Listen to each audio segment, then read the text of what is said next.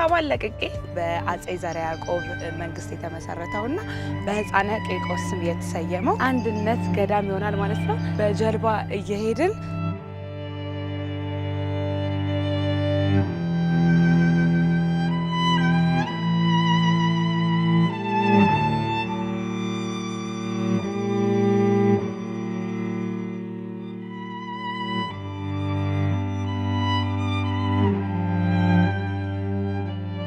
ለመሄድ ፕሮግራም ካደረኩባቸው ቦታዎች ውስጥ አንዱ ወንጪ ነው።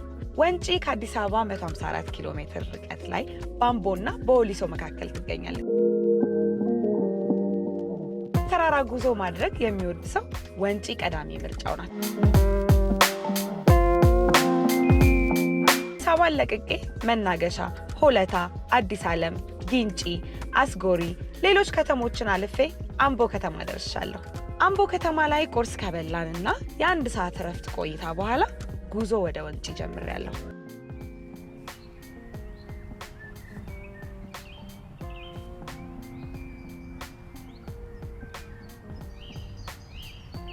አርባ አራት ምንጮች በአንድነት የመሰረቱት ይህ የወንጪ ሐይቅ ግርግስና ቂርቆስ ገዳም የተባለ ደሴቶችን ይይዛል።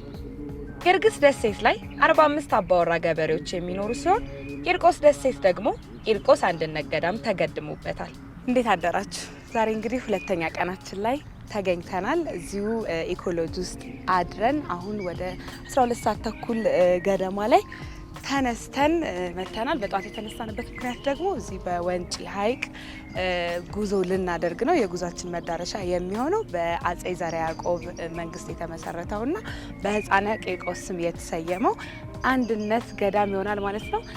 በጀልባ እየሄድን ስለ ሐይቁ ስለ ገዳሙ አንዳንድ ነገር እያወራን እንሄዳለን። ተከተሉ።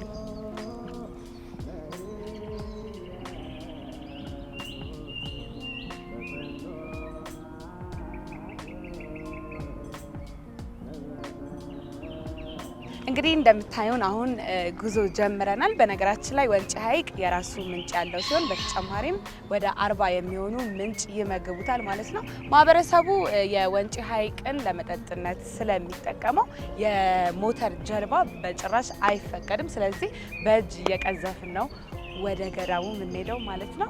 የወንጪ ሐይቅ እንግዲህ ጥልቀቱ 78 ሜትር ስፋቱ ደግሞ 560 ሄክታር የሚሸፍን ቢሆንም አንድም የአሳ ዝርያ ውስጡ አታገኙም።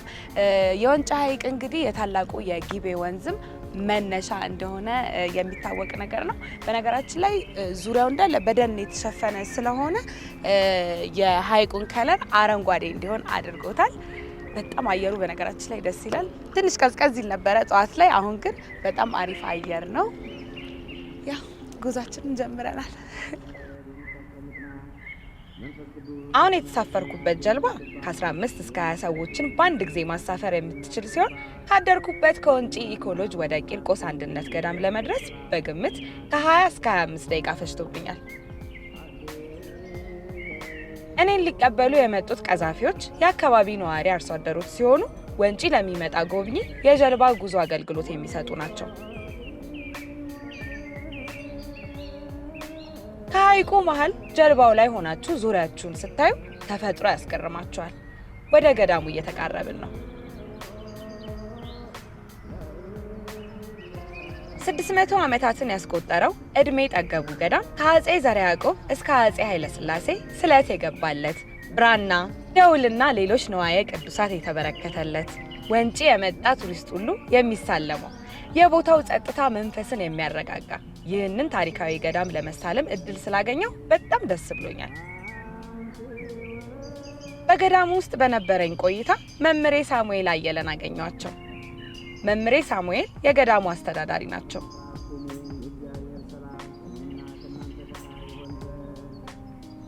በገዳሙ ቅጥር ግቢ የደረስኩት በጧት ቢሆንም አካባቢው ላይ ምዕመናን ሳጣ ቅዳሴ አልቆ ከሆነ ብዬ አባ ሳሙኤልን ጠየቅኳቸው። በካህናት እጥረት ምክንያት ስርዓተ ቅዳሴ የሚኖረው በሳምንት አንድ ቀን በሰንበት እሁድ ብቻ እንደሆነ ነግረውኛል።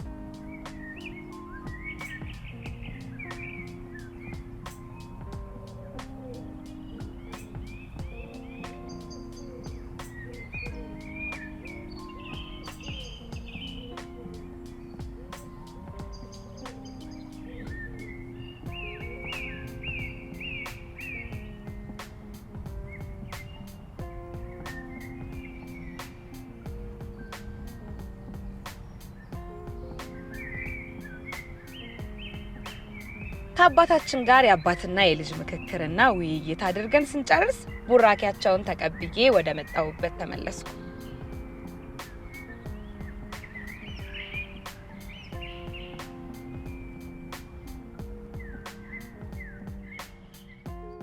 የሀገሬ ገበሬ አመሉ አንድ ነው። ቤታቸው ቤትህ፣ ቀያቸው ግዛትህ፣ ዘመድ ወዳጆቻቸው ተቀባዮች ናቸው። እንደ ድል ሆኖ የትም አካባቢ ሲሄድ ጋባዥ ጠሪ ወገን አላጣም። አሁን ደግሞ እስቲ አካባቢው የኑሮ ሁኔታ ምን ይመስላል የሚለውን ለማየት ወደዚህ ጥቁር ባህር አካባቢ መጥቻለሁኝ። አቶ ዋቁማ የተባሉ አባወራ ጋር ተጋብዤ መጥቻለሁ። ምን ይጠብቀኛል?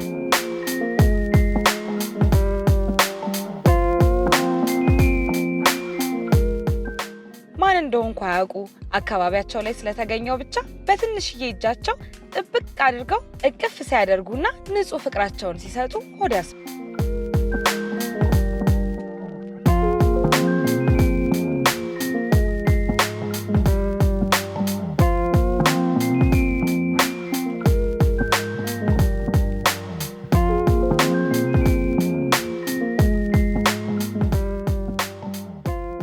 የእንሰት ኮባዎች ናቸው? አዎ ኮባ ነው። በዚህ ጋር ነው? አዎ በዚህ ነው። እሺ መሩኛል እርሶ? እሺ አዎ።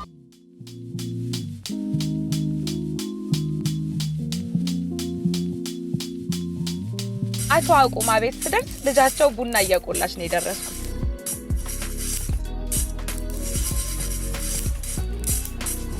ሰላም ለዚህ ቤት። ሰላም በሰላም ቁጭ በሉ። ደግሞ ቡና ሲቆላ ደረስኩኝ። ጥሩ ነው። ጥሩ ነው።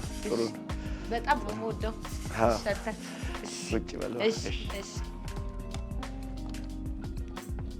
ምንድነው? ማር ነው። ማር ነው? አዎ ትቀምሳላችሁ። እንግዳ ሲመጣ እንደዛ ይደረጋል? እንግዳ ሲመጣ እንደዚህ ነው። ባህሉ ነው? ባህል ነው። እሺ ስለዚህ ቅመሱ ችግር የለም። ስለዚህ ሁሉም ሰው መቅመስ አለበት። ወይኔ ደስ ይማሩ። አዎ ቆንጆ ማር ነው። በጣም ቆንጆ ማር። ይቀምሳሉ። ሁላችሁ ትቀምሳላችሁ። እንግዳ ሲመጣ በማር በውሎታ ጨጨብሳ የሚበላ ይዘጋጃል ማለት ነው። እሺ በጣም አመሰግናለሁ። ድንገት ስለመጣችሁ ደግሞ ድንገት ስለመጣችሁ ይሄ በጣም እንደ ከበቂ በላይ ነው። እናመሰግናለን። አሁን ወደ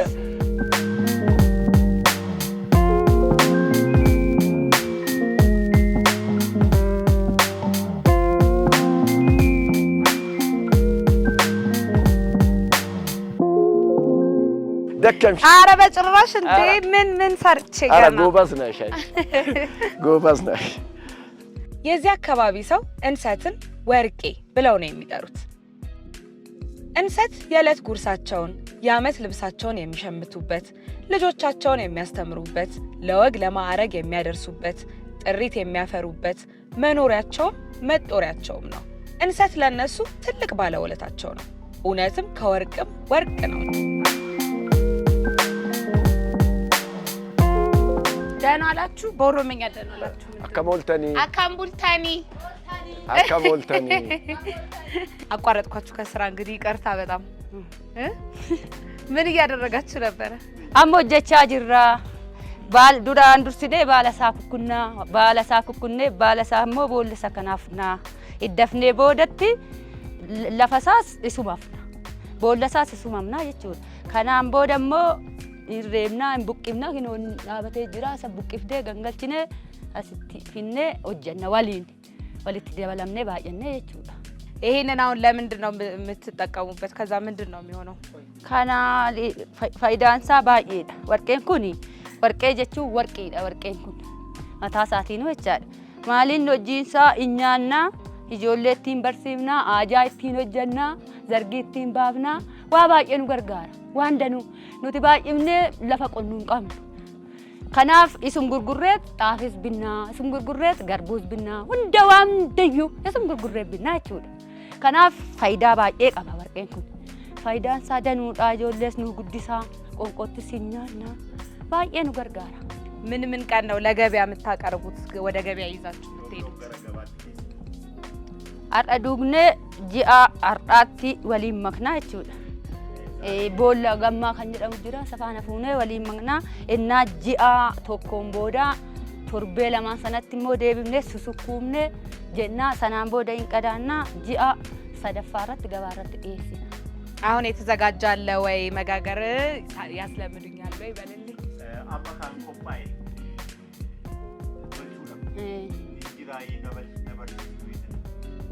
jiraachuu jira. አመሰግናለሁ። እንዴት ታዲያ እንጋግር? Kootte gaasiin barsiisaa gara manaa deemnaa.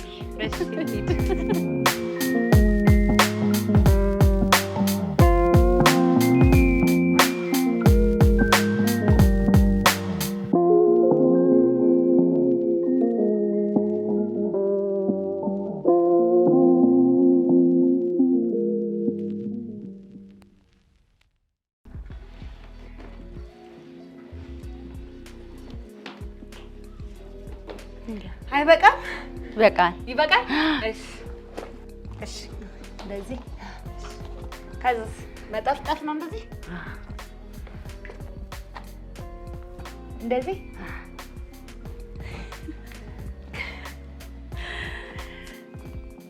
ክለይ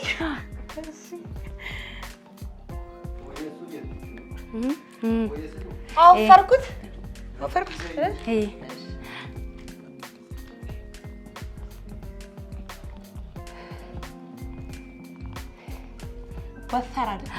ወፈረ እንዴ ልጣፍጥፈው የሚገርም ቆጮ ነው ማበላችሁ ያው ቆጮ ነው ቂጣ ነው የሚወጣው ቆጮ በምንድን ነው የምንበላው ከዛ በምን እንበላለን በማር በምን ነው የምንበላው ፎኔኛ ተማፎኔ ሰይራለም ደማኛ ተባ የትኛ ተማረ ደማን ዋን ድንማን በቃ ትደብስ ትደብስ ልደፍራ እንደዚህ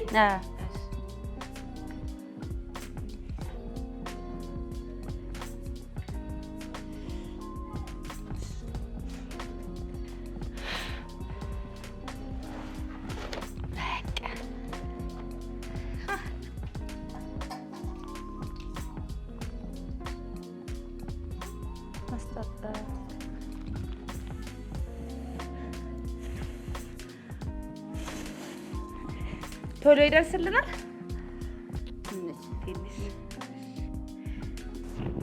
እዚህ አካባቢ በምንድን ነው የሚበላው ቆጮ? በምን ማባያው ምንድን ነው ቆጮ? በጎመን በስጋ ባይብ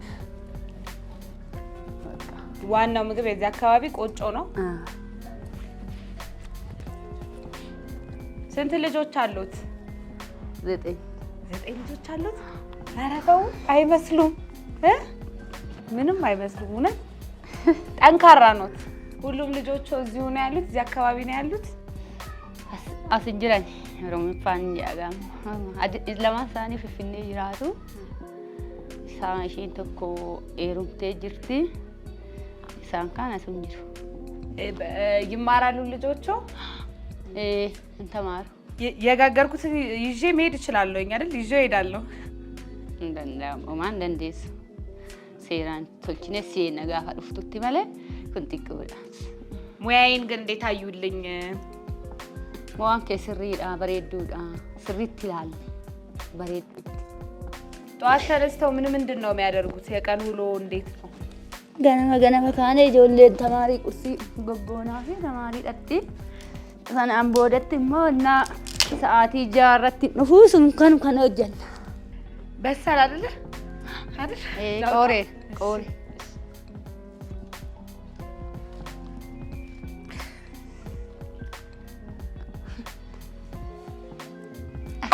ani fuudhuu fiirra ingubee አይ ከዛስ እንደ በእጄ ነው እንዲህ ማለት ትሪም ጀለካ ወድ ከስር እሺ እሳቱ ከስር ይለበልባል ወይ ቆይ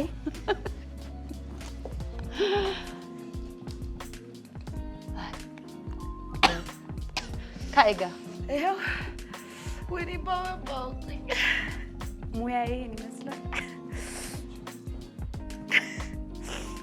ትንሽ አይን ያልቅሳል ጭሱ ነው እንዳፈርዱብኝ።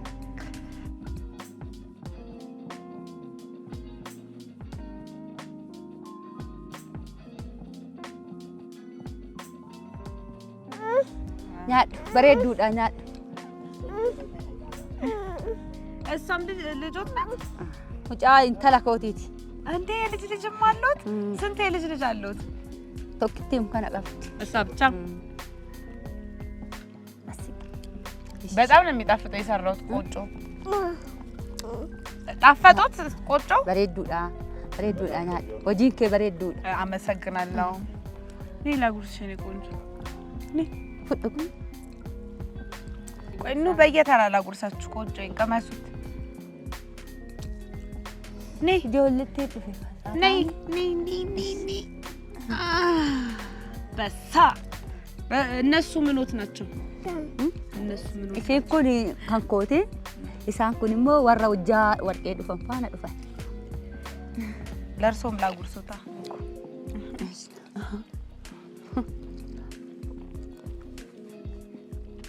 እንቁላል በቂቤ ነው እዚህ የሚጠበሰው? ቂቤ ይላል። በቂቤ በጣም ነው የሚጣፍጠው እንቁላሉ ራሱ። Bembe abita gusto. Bitte.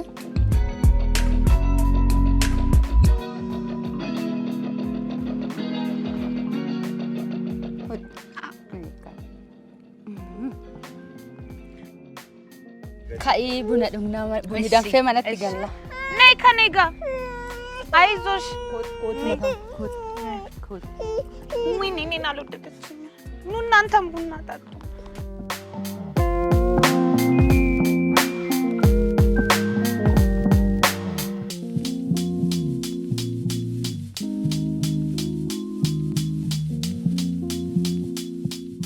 አቶ ዋቁማ በቤታቸው ላደረጉልኝ መስተንግዶ ከልብ አመስግኜ በእኔ ግብዣ ደግሞ ማታ አራት አብረን እንድንበላ ተቀጣጥረን ተለያየን።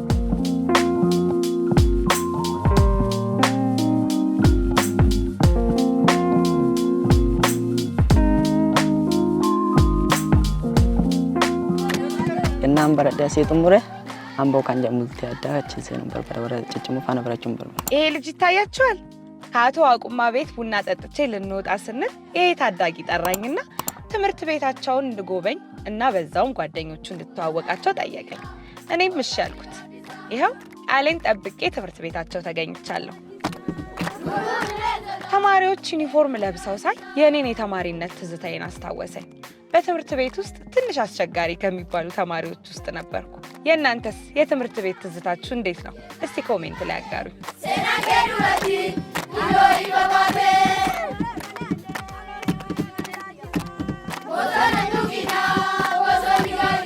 ትምህርት ቤት ስደርስ ጉቱ ከክፍል ጓደኞቹ ጋር የመጫወቻ ሜዳ ላይ እየዘፈኑ ደረስኩ። በ1992 ዓመተ ምህረት የተመሰረተው ቢሻን ወንጪ አንደኛ ደረጃና መለስተኛ ደረጃ ትምህርት ቤት ከ1 እስከ 8ኛ ክፍል የሚማሩበት ሲሆን በአሁኑ ሰዓት ከ600 በላይ ተማሪዎችን ያስተናግዳል።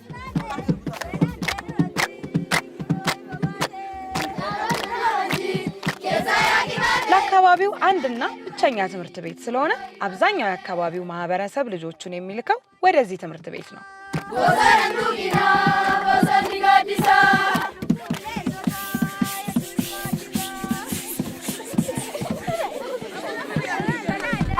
ጉቱ መማሪያ ክፍሎቻቸውን ካስጎበኘኝ በኋላ ወደ ክፍል መግቢያ ሰዓቱ ስለደረሰ የተጫወትነው ለጥቂት ደቂቃ ብቻ ነው። ስንተኛ ክፍል? ስድስተኛ ክፍል። ስድስተኛ ክፍል። ምንድነው በጣም የምትወደው ትምህርት? እንግሊዘኛ። እንግሊዘኛ? ሌላስ? ኢሬጋሰሽ። ወደፊት ምንድነው የምትፈልገው? እናም በረዳሴ ጥሙረ አምቦ ካንጀ ሙልቲ አዳች ሰነም በርበረ ጭጭሙ ፋና በራችም በርበረ ለምንድነው እዛ ሄደህ መማር የምትፈልገው? ዶርቶታ ኡራፍ ባትኔቲና ጭከሰ ጅሩ አምባ ጅሩ አጭት በራችም በርበረ ስለ ትምህርት ቤት ሰምተህ ታውቃለህ ከዚህ በፊት? አቀም በኩ ገሩ አጋ ይራካ ጅሩ። ከስንተኛ ክፍል በኋላ መማር ትፈልጋለህ እዛ ሄደህ? ሰደት ሃይ ስኩል እዛ ነው መማር የምትፈልገው? ሰደርካ ለመፋች ተበራችም በርበረ ወንጪ ከመጣሁኝ አይቀር ምን ሄጄ ልጎብኝ? ቢሻኒ ቦሶና ደወላዳ ሪቅቻ አምቦሃዳ ዮካን ደወላዳ ቤተ ክርስቲያኔዳ ካናጋ አመሰግናለሁ። በቃ ገለቶማ። እሺ ገለቶማ።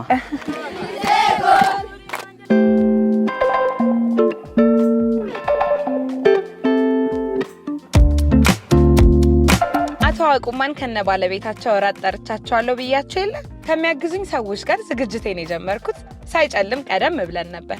ሽንን አዘጋጅተን እንደጨረስን እንግዶቼ ሌሎች እንግዶችን ጨምረው ሊያስተዋውቁኝ ይዘዋቸው መጡ። ሳያቸው ደስ አለ። ሳይሰለቸኝ ሆራ የፈረስ መጋለቢያ ሜዳ ደረሱ።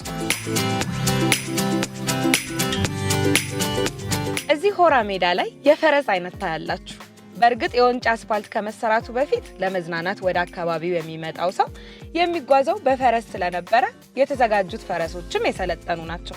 እንደ አጋጣሚ እኔ በካሜራ ያልያዝኩትም እንጂ ፈረስ መጋለቡን መጀመሪያ በጣም ፈርቼ ነበር። የፈረሱን ባለቤት ከፈረሱ እኩል እንቅ አድርጌው ይዤ የተወሰነ ከጋለብኩ በኋላ ትንሽ ፍርሃቴ ለቀቅ ሲያደርገኝ ብቻዬን መጋለብ ጀመርኩ። ከዛማ ማን ይቻለኝ።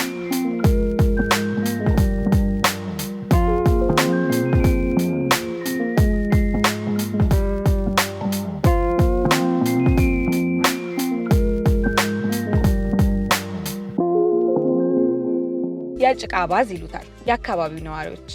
ውስጡ ሙቅ ውሃ ያለው ሲሆን ለደም ዝውውር፣ ለቆዳ በሽታና የብርድ ህመም ስሜት ከተሰማቸው እዚህ የጭቃ ባዝ ውስጥ ገብተው ለ3 ወይም ለ4 ሰዓታት ይቀመጡና ድነው ይሄዳሉ ብለውኝ።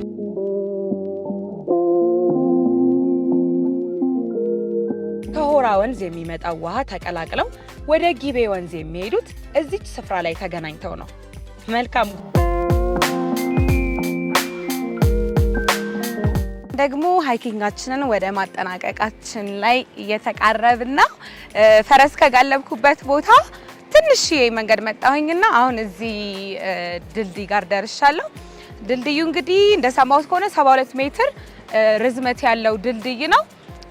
በጣም ከጠንካራ ማቴሪያል ስለተሰራ ያው እንደምታዩት ምንም የሚጎዳ ነገር የለውም። ያው አንዳንድ ሰዎች ድልድይ ስለምትፈሩ ነው ይሄንን ማስረዳችሁ። እና ከዚህ ስር ደግሞ ሆራ ወንዝ አለ። ሆራ ወንዝ አለ ወደ ጊቤ የሚሄድ ማለት ብዬ ቆም ብል ቪውን በጣም ወደድኩትና ትንሽ ደቂቃ እዚህ ጋር ቆምኩኝ። በጣም ያምራል። ከኋላ ያለው ነው ካሜራ ላይ እንዴት እንደሚታያችሁ አላውቅም፣ ግን ለኔ በጣም በጣም በጣም ነው የሚያምረው። በነገራችን ላይ ስለዚህ ጫካ ስናወራ ምንም ያስፈራ እንስሳ የለም ውስጡ። ጉሬዛ፣ ጦጣ፣ ሚዳቋ የመሳሰሉ እንስሶች አሉ። አዋፎች ደግሞ በጣም የብዙ አይነት የአዋፋት ዝርያዎች አሉ። ጋጋኖ በብዛት አለ ሰምቻለሁ። ሌላ ምንም የሚያስፈራ ነገር የለም። በጣም በጣም በጣም ነው ደስ የሚለው። ጠዋት ከእንቅልፋችሁ ስትነቁ ከድንኳን ውስጥ ደስ የሚል ድምፅ ነው የምትሰሙት፣ የወፍ ድምፅ። ጉዟችንን ቀጥል።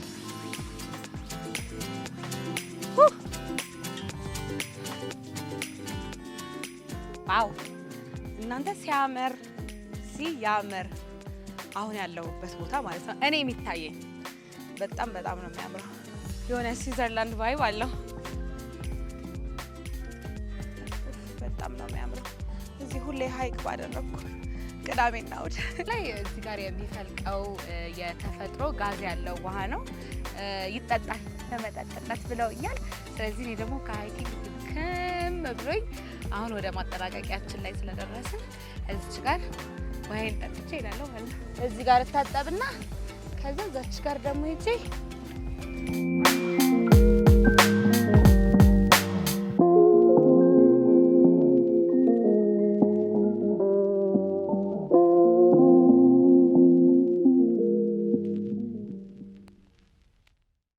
በነገራችን ላይ ማለት ነው የሚለው አምቧ ነው።